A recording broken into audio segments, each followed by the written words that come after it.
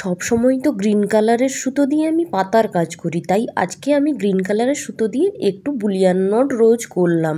Hello বন্ধুরা, তোমরা সবাই কেমন আছো? আশা করি ভালোই আছো, আমিও খুব ভালো আছি। আজকে আবার একটা নতুন টিউটোরিয়াল নিয়ে হাজির হলাম তোমাদের কাছে।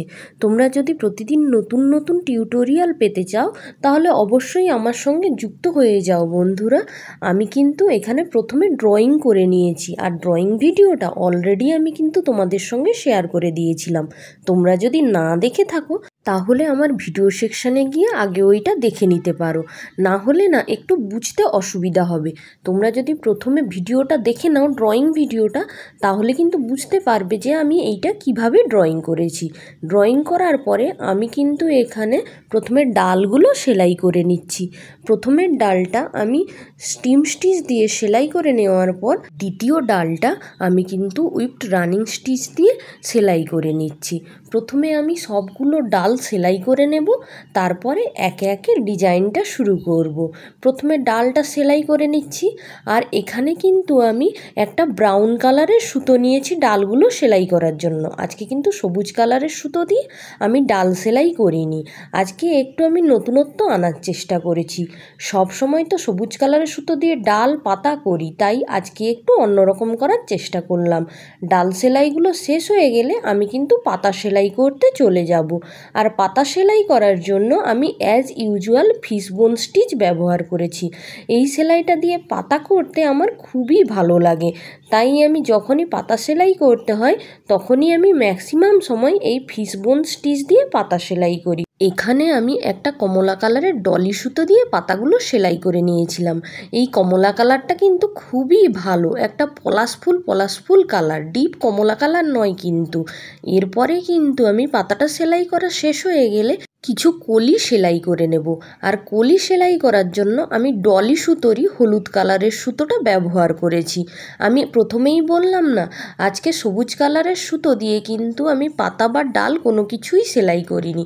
আজকে আমার কাজের মধ্যে আমি একটু নতুনত্বের ছোঁয়া দেওয়ার চেষ্টা করেছি। আমি এখানে ডেজি স্টিচের মাধ্যমে কিন্তু ফুলের কলিগুলো সেলাই করে নিচ্ছি। ডেজি স্টিচ দিয়ে কিন্তু খুব সহজেই ফুলের কলি সেলাই করা যায়। ফিশবোন স্টিচ দিয়েও ফুলের কলি সেলাই করা যায়। আমি ওইটা কিন্তু আগের আমার একটা টিউটোরিয়াল ভিডিওতে দিয়েছিলাম কিভাবে ফিশবোন স্টিচ দিয়ে ফুলের কলি সেলাই করা যায়। তোমরা যদি না দেখে থাকো তাহলে দেখে নিতে পারো। এখানে আমি কিন্তু লেজি ডেজি স্টিচ ব্যবহার করে ফুলের কলিগুলো সেলাই করে নিচ্ছি। কি সুন্দর লাগছে ফুলের কলিটা হলুদ কালারের, আমার তো চোখ জুড়িয়ে যাচ্ছে। তোমাদের কেমন লাগছে তোমরা জানিও কিন্তু বন্ধুরা। এরপরে আমি ওই একই হলুদ কালারের সুতোগুলো দিয়ে কিন্তু ফ্রেঞ্চ নট দিয়ে নিচ্ছি।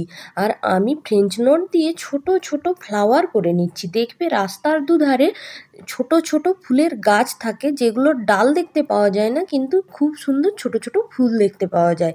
ওরকমই আমি একটা কল্পনা করে ছোট্ট ছোট্ট হলুদ ফুলগুলো সেলাই করে নিচ্ছি ফ্রেঞ্চ নট দিয়ে। ফুল সেলাই হয়ে গেলে আমি ওই একই কমলা কালারের সুতো দিয়ে আবার আমি ফুলের কলি সেলাই করে নেব। এবারও সেই লেজি ডেজি স্টিচ ব্যবহার করে কিন্তু আমি ফুলের কলিগুলো সেলাই করে নিচ্ছি। এখানে কিন্তু আমি আর মাঝখানের একটা যে সাটেন স্টিচ দিয়েছিলাম আগের কলিটায়, এটাই কিন্তু আর ব্যবহার করিনি। এটাই শুধুমাত্র আমি লেজি ডেজি স্টিচ ব্যবহার করেই ফুলের কলিটা করলাম। ফুলের কলিটা করা শেষ হয়ে গেলে আমি কিন্তু এখানে ফ্রেঞ্চ নট দিয়ে একটা ডাল সেলাই করে নিচ্ছি। ফ্রেঞ্চ নট দিয়ে ফুলের ডাল যদি ভালো করে সেলাই করা যায় তাহলে কিন্তু দেখতে অপূর্ব সুন্দর লাগে। মনে হয় যেন অনেক দূর থেকে একটা ডালের আমরা ছবি এঁকেছি। দূর থেকে ফুলগুলো খুব ছোট ছোট লাগে না, মনে হয় পুরো ডালগুলো দেখা যায় না, গোটা ডালে ফুলগুলো হয়ে আছে সেটাই দেখা যায়। ওই রকম ভেবেই আমি এখানে ফ্রেঞ্চ নট দিয়ে ডালটা করেছি। এরপরে আজকের মেন অ্যাট্রাকশানে চলে আসব। সবুজ সুতো দিয়ে কিন্তু একটা গোলাপ তৈরি করেছি, যেটা বুলিয়ান নট স্টিচ দিয়ে করেছি।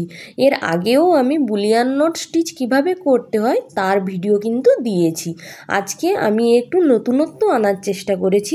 আজকে কিন্তু সবুজ গোলাপ করেছি। এখানে দেখো আমি কিন্তু মাঝখানে দুটো দাগ দিয়েছিলাম, ওই দাগে প্রথমে আমি বুলিয়ান নট স্টিচ করে নিয়েছি, তারপর এক এক করে পুরো সার্কেলটা জুড়ে আমি কিন্তু এই সেলাইটা দিয়ে নেব। প্রথমে আমি যে দুটো বুলিয়ান নট স্টিচ দিয়েছি তাতে কিন্তু সূচের মধ্যে সুতোটা আমি 8 বার করে পেঁচিয়ে নিয়েছি। তারপরে কিন্তু প্রত্যেকটা স্টিচে একটু একটু করে সুতো পেঁচানোটা বাড়িয়ে নিতে হবে। প্রথম দুটোতে আমি তো বললাম 8 বার করে সুতো পেঁচিয়ে নিয়েছি, তারপরে দুটো বা তিনটেতে আমি কিন্তু 10 বার করে সূচের মধ্যে সুতো পেঁচিয়ে নিয়েছি। তারপরের দিকের আমি প্রত্যেকটাতে কিন্তু 12 বার করে সূচের মধ্যে সুতোটা পেঁচিয়ে নিয়েছি। এইভাবে করেই পুরো সার্কেলটা কমপ্লিট করলেই হয়ে যাবে খুব সুন্দর একটা বুলিয়ান নট সেলাই। আমার সেলাইগুলো কেমন লাগছে তোমরা কিন্তু কমেন্ট করে জানিও বন্ধুরা। আর যদি ভালো লাগে তাহলে লাইক কমেন্ট শেয়ার করে তোমরা অবশ্যই পাশে থেকো। তোমরা সবসময় পাশে থাকো বলেই আমি নতুন নতুন কাজ করার উৎসাহ পাই। Thank you.